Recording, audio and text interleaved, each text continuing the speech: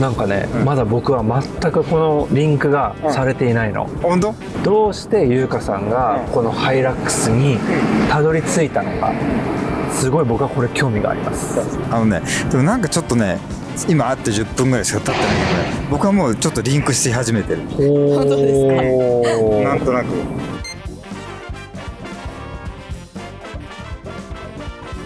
この車にした理由、乗り方理由あるんですか？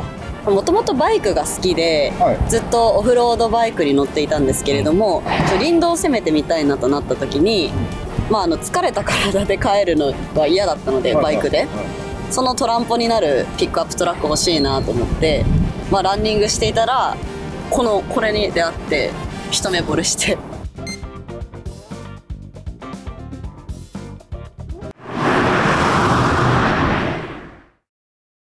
ゆかさん、車なんですけど、ノーマルじゃないですよね。はい、ドノーマルで購入して、今となっては購入金額の 1.5 倍のカスタム費用をつぎ込みまし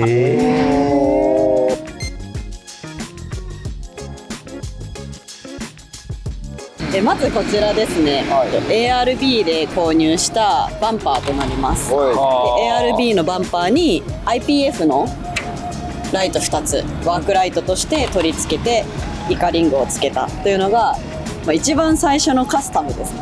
これが第1弾です。1年ちょっとかな待ちました。これはセルフカスタムなんですが、純正のタイヤのホイールを塗りました。ご自分で？はい。へー。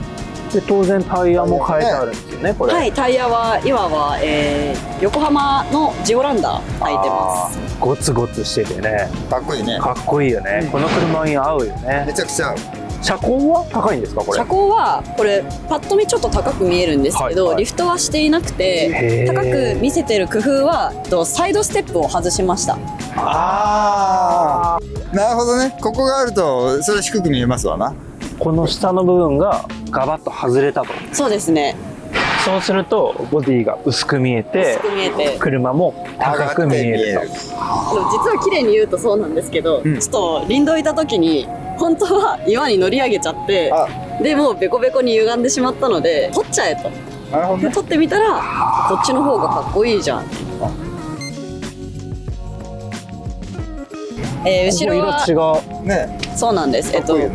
リアゲートもともと純正をつけていたんですけど、運転が下手だった時代に2枚大破させまして、はい、純正の高いんですよ。なのでこれはもう2度あることは3度あるというので、台湾から安いサーフ用のゲートを自分で輸入して、それを朝日ペンかなのストーンガードっていうザラザラのやつで塗って。これも塗装なんですね。これも塗装です。でトヨタのこのロゴはどうしたんですか？これは、3M のなんかコンクリートの駐車場とか用に貼るステッカーというかやつを自分でレーザープリンターで切り抜いて、これにも貼れるようにしました。何でもやるのね。すごい。でも実は一番大掛かりなことをしたのが、友人に手伝ってもらいながら自分で溶接して作りました。溶接？はい。どこを？これもともとただのパイプなんですよ。をぶった切ってここ塞いで、この下のパーツがもともと多分純正のステップつける用のパーツだったんですけど、そこに直付けで、だからこれ見ると実はひどいです。かなりハンドメイド感もあるよ。いやでもこれがまた味につながってるよね。全体的に全部調和してるからそうね、見事だなと思うし、このおかげで4枚目はもうない可能性もある。そうですね。なるほど。優香さん一人でこまごまちまちまと内職をしてるところを想像すると、すごくけなげで、確かにとっても可愛らしいよね。内職夜鍋、そういう言葉がね。そうでも出来上がっちゃうのはこういう男っぽい部分があるっていうのが、まだ僕はこの優香さんとこの車に空いてるギャップがどのように埋まってったかっていうのはわからないな。ゆかさん、愛車遍歴を教えてください。一番最初に乗った車はジムニーの JA22 で、その後この車を買いました。この車にした理由、乗り方理由あるんですか？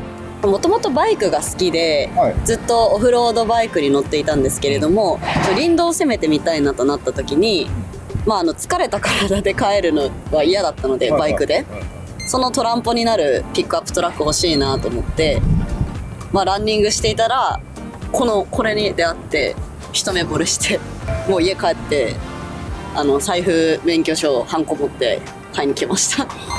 その勢いで？はい、本当にその勢いで買って。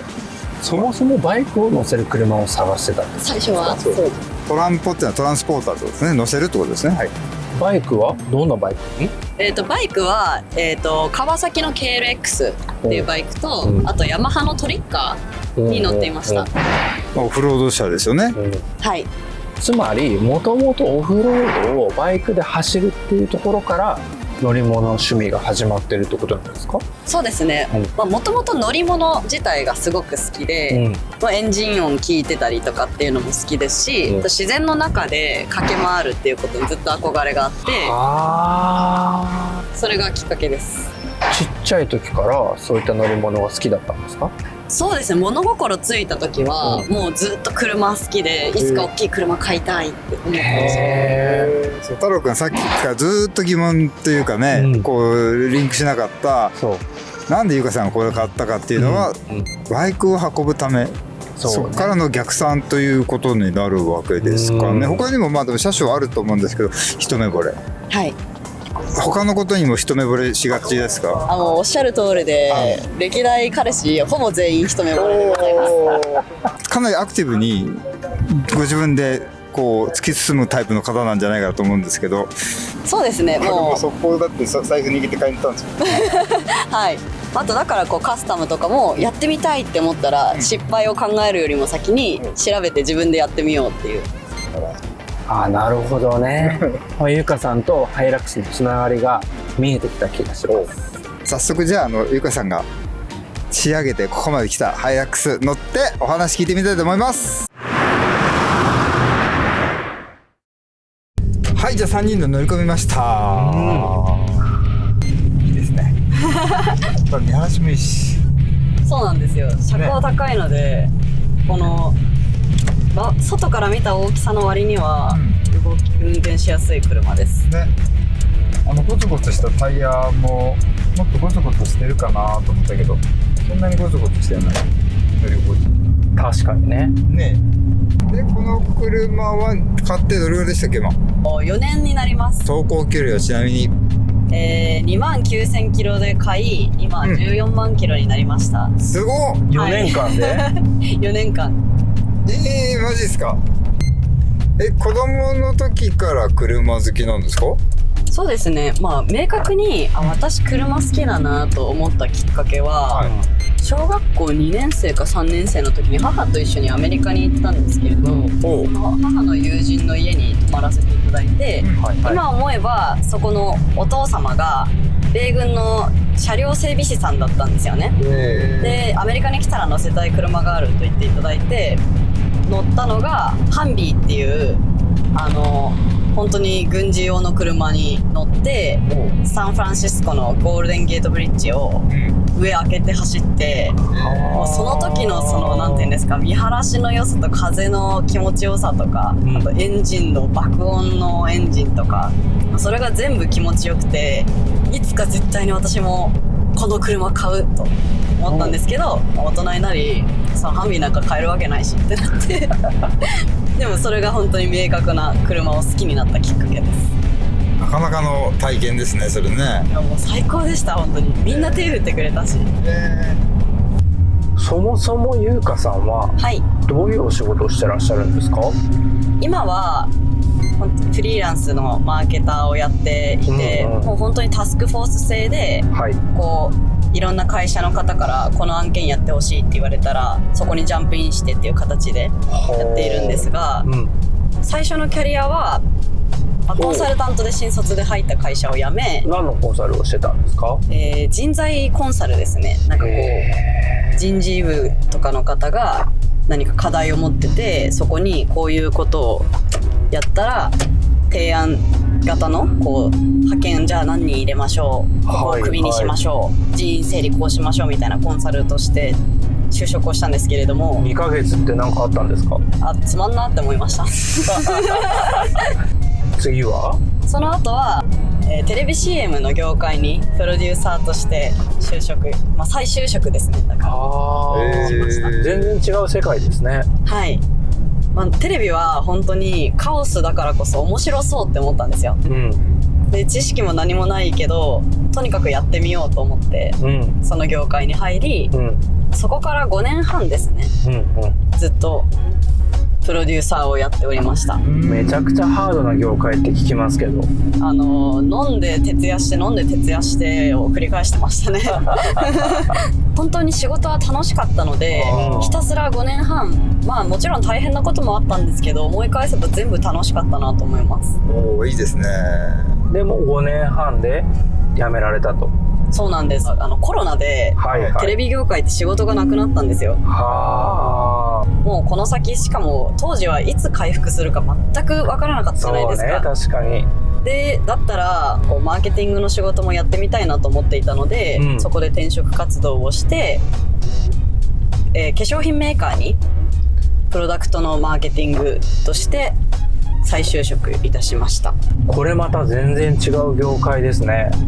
その時コロナ需要で髪の毛のシャンプー作ってる会社だったんですけど、皆さんそのおこもり需要でシャンプーすごい買ってた時代だったんですよ。なるほど、出ない分家での生活を豊かにしようと。でもう化粧品業界がぐいぐい伸びていたので、その中のトップオブトップのベンチャーに入って、そこでブランドを作って潰して立ち上げてバイアウトしてみたいな仕事を2年半ですねやりました。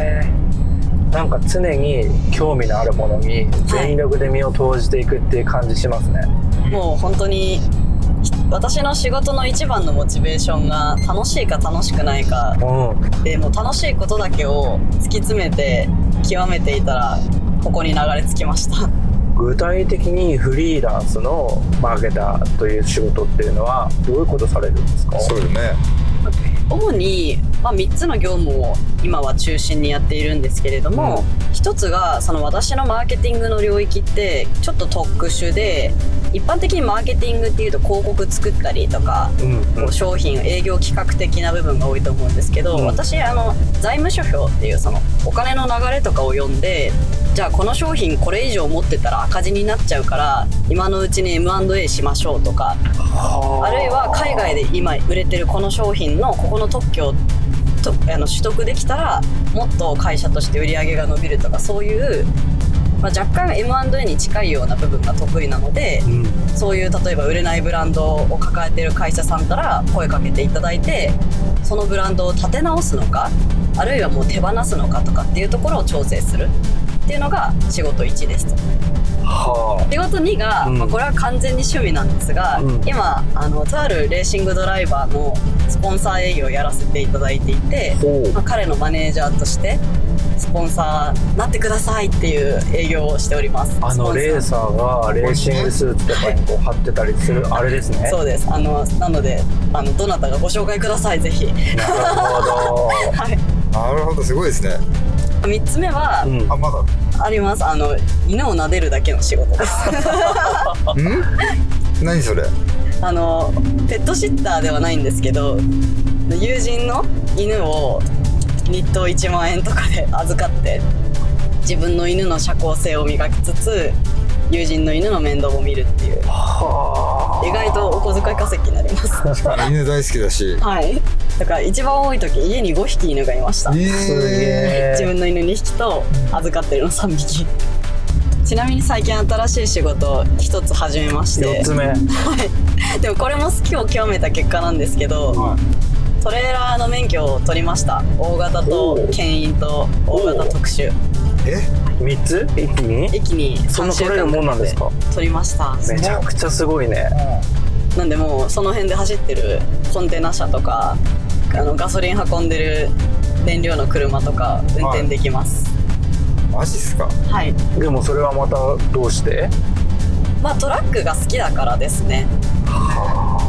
あとはやっぱりコロナですごく感じたのが、こうなんて言えばいいんですかね、どこまで行っても現場の仕事は絶対になくならないんだなっていうことをすごく当時感じて、私は本当に仕事がなくなった側の人間だったので。まさか自分がこんな今の自分になるって想像してました？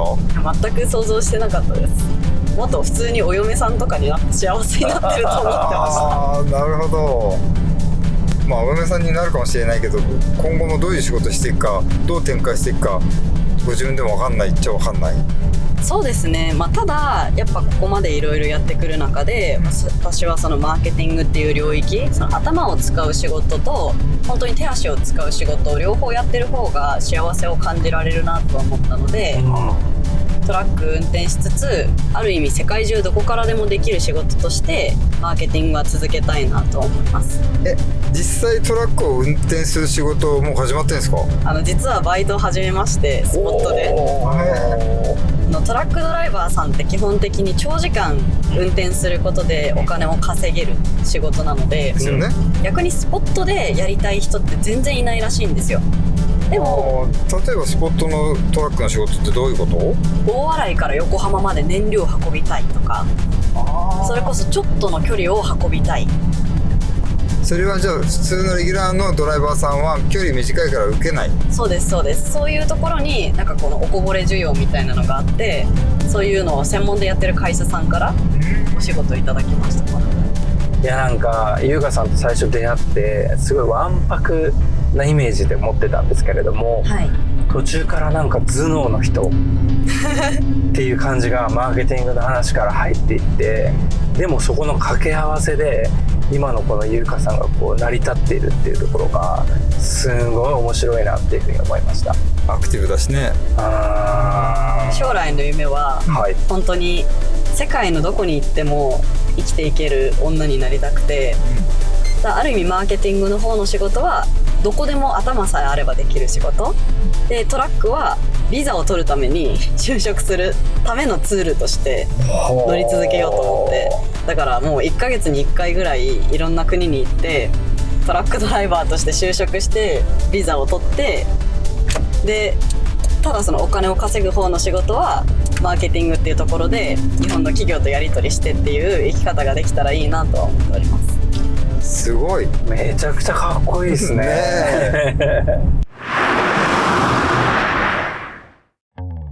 はい、乗ってまいりました。ハイラックススポーツピックアップ。はい、ありがとうございました。楽しい車で、そして何よりも優香さんの話楽しかったね、太郎君。お話がね、なんかもうダンスとしてもっと頑張んなきゃなっていう気持ちにもなるよね。なった。世界中の人がおそらくそう思ってらっしゃると思いますね。恥ずかしかったもん、聞いてて。そうだよね。それぐらい魅力的な優香さんと、そしてこのハイラックスでございました。じゃ最後に優香さん、ハイラックススポーツピックアップ100点満点中何点でしょうか？ズバリ99点です。おっと、高得点はついたが1点足りない。その理由は？理由は意外と見た目ほど山で走らない。アクロはそんなに強くないってこと？そうですね、砂とかこうふわふわの路面とかは結構苦手で、何回かちょっとスタックしそうになったりとか、走破性三角でマイナス1点です。優しいね、これ1点だよ、減点。そしてまだまだアクロンに挑んでいこうっていうそこがすごいなと思う、そっちな。それもすごいです本当に、そして最後にこの車乗り続けますですよね。ということで今回は優香さんとハイラックススポーツピックアップでお届けしました。カールズ&ウィルス TV また見てください。バイバイ。ありがとうございます。